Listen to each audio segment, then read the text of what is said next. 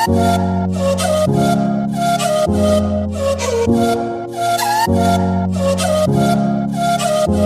स्वागत है आपका आपके अपने YouTube चैनल स्टडी कंटेंट में। हम आपके लिए यहाँ लेकर आए हैं अप्रैल मंथ की मूमल करंट अफेयर, जो कि सभी कॉम्पिटिटिव एग्जाम्स के लिए मोस्ट इंपॉर्टेंट होती है। अगर आपने हमारी दिसंबर मंथ और फरवरी मंथ की मूमल करंट अफेयर नहीं देखी है तो देख लीजिएगा जाकर के। तो चलिए शुरू करते हैं इस वीडियो को। इसमें आज डिस्कस करेंगे राजस्थान परिदृश्य के बारे में। तो फर्स्ट करंट अफेयर है कि राजस्थान इंटरनेशनल फिल्म फेस्टिवल रिफ का आयोजन कहाँ हुआ है। तो रिफ का ये 7वां संस्करण था। ये जयपुर और जोधपुर में आयोजित किया गया। इसकी थीम थी सिनेमा में संगीत, इसकी थीम रखी गई थी। और इस वर्ष का जो फ्रेंच पुरस्कार था, इस वर्ष का फ्रेंच फिल्म लेखक निर्देशक पियरे फिल्मोन को अंतर्राष्ट्रीय सिनेमा में योगदान के लिए honorary award for excellency in international के लिए सिनेमा से नवाजा गया है। नेक्स्ट करंट अफेयर है कि 25 मार्च 2021 को राज्यपाल श्री कलराज मिश्र द्वारा पश्चिमी क्षेत्र सांस्कृतिक केंद्र, जो कि उदयपुर में है, के डॉक्टर कोमल कोठारी लाइफ टाइम अचीवमेंट लोक कला पुरस्कार से किन्हें सम्मानित किया गया है। तो विनायक विष्णु खेड़ेकर और कांता काशीनाथ गावड़े को सम्मानित किया गया है।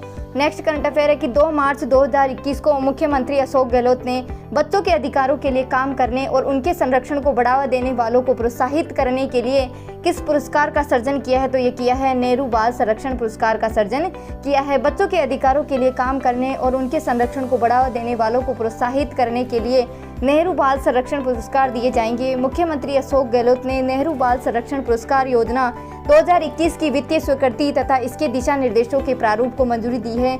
इसकी जो लागत है वो 5.59 लाख रुपए होगी, जिसे किशोर न्याय निधि से वहन किया जाएगा। राज्य बजट 2020-21 में 100 करोड़ रुपए की राशि से पंडित जवाहरलाल नेहरू के नाम से नेहरू बाल संरक्षण कोष गठन करने की घोषणा की गई थी। नेक्स्ट करंट अफेयर है कि के बिरला फाउंडेशन का वर्ष 2020 का 30वां बिहारी पुरस्कार किस साहित्यकार को प्रदान करने की घोषणा हुई थी। तो ये हुई थी मोहन कृष्ण बोहरा को हुई थी।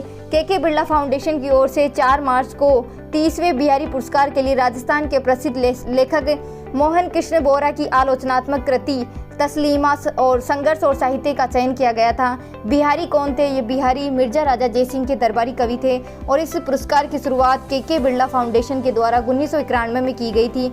नेक्स्ट करंट अफेयर है कि 9 मार्च 2021 को प्रदेश के नए लोकायुक्त के रूप में शपथ ग्रहण की है। तो पूर्व न्यायाधीश प्रताप किशन लोहरा ने की है। इनकी नियुक्ति राज्यपाल के द्वारा की जाती है। इनको शपथ भी राज्यपाल के द्वारा दिलाई जाती है। लोकायुक्त का कार्यकाल 5 वर्ष का होता है। नेक्स्ट करंट अफेयर है कि 2 मार्च 2021 को संपन्न हुए CII राजस्थान के चुनाव में अध्यक्ष किसे चुना गया। तो संजय साबू को चुना गया है। CII क्या है? CII confederation of Indian industry है। यह सरकार और सिविल सोसाइटी के मध्य समन्वयकर्ता और औद्योगिक वातावरण के लिए कार्य करती है और इस CII का उपाध्यक्ष गौरव रूंगटा को चुना गया है। नेक्स्ट करंट अफेयर है कि वर्ल्ड योग स्पोर्ट्स फेडरेशन के तत्वाधान में मनाली में संपन्न हुए अंतर्राष्ट्रीय योग स्पोर्ट्स चैंपियनशिप 2021 में स्वर्ण पदक हासिल किया है। तो ये किया है जुबेर खान ने किया है। जुबेर खान अलवर से हैं। जुबेर खान ने चौथी बार थाई बॉक्सिंग का टाइटल बेल्ट जीत करके देश में सर्वाधिक टाइटल बेल्ट जीतने का रिकॉर्ड बनाया है। नेक्स्ट करंट अफेयर है कि प्रदेश की दर्शना राठौड़ खेल की किस स्पर्धा से संबंधित है। ये शूटर से संबंधित है। ये जयपुर की निवासी हैं और स्टेट चैंपियनशिप में नया रिकॉर्ड स्थापित किया है इन्होंने। Rajasthan state open shooting championship में दर्शना राठौड़ ने शॉटगन स्कीट सीनियर वर्ग में 50 में से 50 पॉइंट बना करके राजस्थान में शूटिंग का एक नया इतिहास रचा है। दर्शना ने खेलो इंडिया के जूनियर वर्ग में स्वर्ण पदक हासिल किया था। नेक्स्ट करंट अफेयर है कि जयपुर मूल की अमेरिकी वैज्ञानिक जिन्हें 2020-21 में Prince Sultan bin Abdul Aziz International Prize for Water से सम्मानित किया गया है। तो प्रियंका शर्मा को सम्मानित किया गया है। नेक्स्ट करंट अफेयर है कि 14 मार्च 2021 को आयोजित हुए राज्य स्तरीय इंदिरा महिला शक्ति प्रोत्साहन योजना एवं सम्मान समारोह में प्रथम व द्वितीय पुरस्कार से किन महिलाओं को सम्मानित किया गया है। प्रथम पुरस्कार से आशा बोथरा को सम्मानित किया गया है, जो कि जोधपुर से है। द्वितीय पुरस्कार को डॉक्टर हेमलता गांधी को द्वितीय पुरस्कार से सम्मानित किया गया है। ये कोटा से है। नेक्स्ट करंट अफेयर है कि क्रिकेट क्षेत्र का सुंदर कांति जोशी पुरस्कार सर्वश्रेष्ठ महिला क्रिकेटर किसे प्रदान किया गया है। तो ये किया है प्रियंका शर्मा को प्रदान किया गया है। 2019-20 का आयुषी गर्ग और सिमरन चौधरी को प्रदान किया गया है। इसकी शुरुआत ये 2019-20 में की गई थी और 2019-20 में जो आयुषी गर्ग और सिमरन चौधरी को दिया गया था वो पहला पुरस्कार था। प्रदेश की किस महिला शूटर ने 22 मार्च 2021 को पैरा निशानेबाजी में रजत पदक जीता है। तो ये जीता है अवनी लेखरा ने जीता है। और इन्होंने विश्व कप में 10 मीटर एयर राइफल में ये रजत पदक जीता। अवनी लेखरा आगामी टोक्यो ओलंपिक पैरा ओलंपिक में भारत का प्रतिनिधित्व करेंगी। नेक्स्ट करंट अफेयर है कि 19 मार्च 2021 को राष्ट्रीय और राज्य मानवाधिकार आयोगों की सालाना बैठक का आयोजन हुआ है। तो बताइए कि राज्य मानवाधिकार आयोग का अध्यक्ष कौन है? तो यह जस्टिस जी.के. व्यास है। नेक्स्ट करंट अफेयर है कि 21 मार्च 2021 को प्रदेश के किस साहित्यकार को कोलकाता के आचार्य नानेश स्मृति सम्मान से पुरस्कृत किया गया? तो डॉक्टर आनंद शर्मा को सम्मानित किया गया है। वसुंधरा चौहान को पुलिस उप निरीक्षक पद पर सीधी भर्ती के लिए नियुक्त करने का निर्णय लिया गया है, क्योंकि इन्होंने अपनी जान की बाजी लगाकर हाई कोर अपराधी को भगाने की हथियारबंद बदमाशों की गहरी साजिश नाकाम करने वाली धौलपुर की बहादुर बेटी वसुंधरा चौहान को राज्य सरकार ने पुलिस उप निरीक्षक के पद पर सीधी भर्ती नियुक्ति देने का निर्णय लिया है। नेक्स्ट करंट अफेयर है कि प्रदेश के किस वरिष्ठ प्रशासनिक अधिकारी को 20 मार्च 2021 को water Steward of the year पुरस्कार से सम्मानित किया गया? तो अजिताभ शर्मा को सम्मानित किया गया। जल संरक्षण के क्षेत्र में उत्कृष्ट कार्य करने के लिए पुरस्कार दिया जाता है।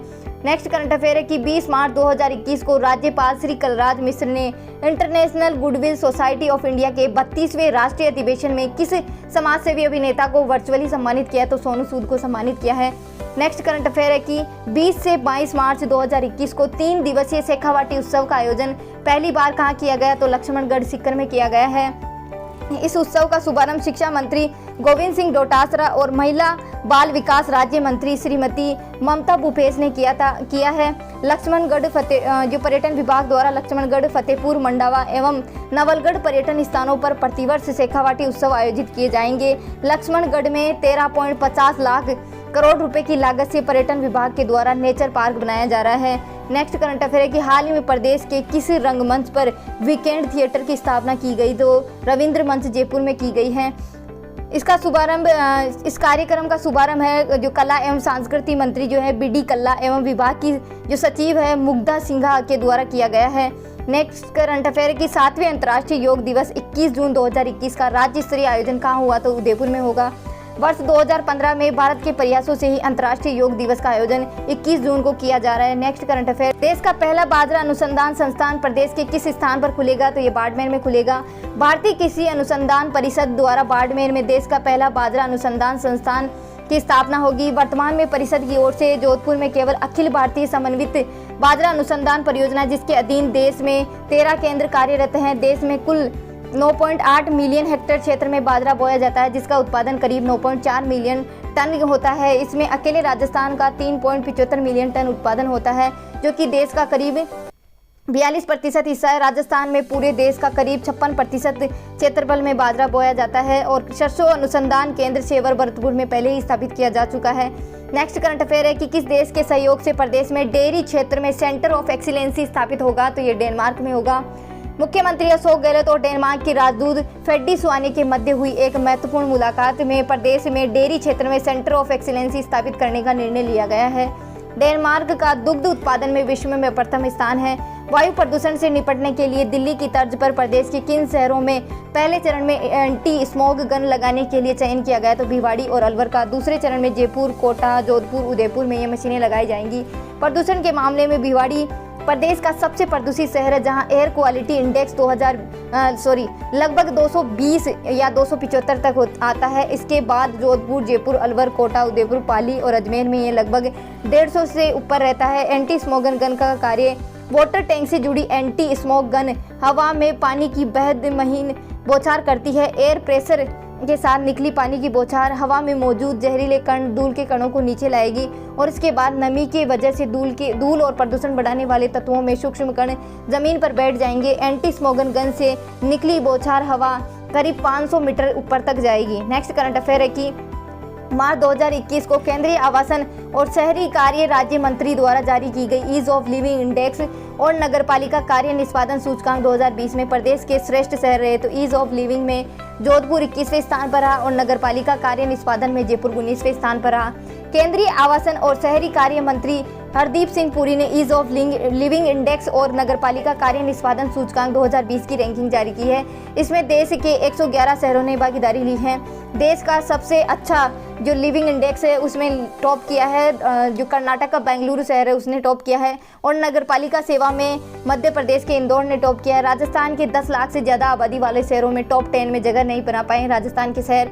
ईज ऑफ लिविंग यानी कि रहने के लिए बेहतर शहरों की श्रेणी 10 लाख से अधिक आबादी वाले क्षेत्रों में जोधपुर का 21वां स्थान, जयपुर का 23वां स्थान और कोटा का 44वां स्थान रहा है। ये रैंकिंग मोस्ट इंपॉर्टेंट है, याद रखना। जबकि बेंगलुरु पहले स्थान पर, पुणे दूसरे स्थान पर और अहमदाबाद इस रैंकिंग में तीसरे स्थान पर रहे। इसी इंडेक्स में 10 लाख से कम आबादी वाले शहरों में अजमेर 12वें स्थान पर रहा, और शहरी निकायों के प्रदर्शन के आधार पर इंदौर ने टॉप किया है। इसमें सूरत दूसरे व भोपाल तीसरे स्थान पर रहा, और इसी में जयपुर को 19वां स्थान मिला है, जोधपुर को 46वां, कोटा को 50वां स्थान मिला है। 10 लाख से कम आबादी वाले शहरों में उदयपुर 8वें स्थान पर रहा। शहरी निकाय के प्रदर्शन में जयपुर शहर ने टॉप 20 में जगह बनाई है। छोटे शहरों में उदयपुर व अजमेर आगे रहे हैं। और इसमें म्यूनिसिपल परफॉर्मेंस के बारे में देखते हैं तो इसमें है कि पहला है सर्विसेज।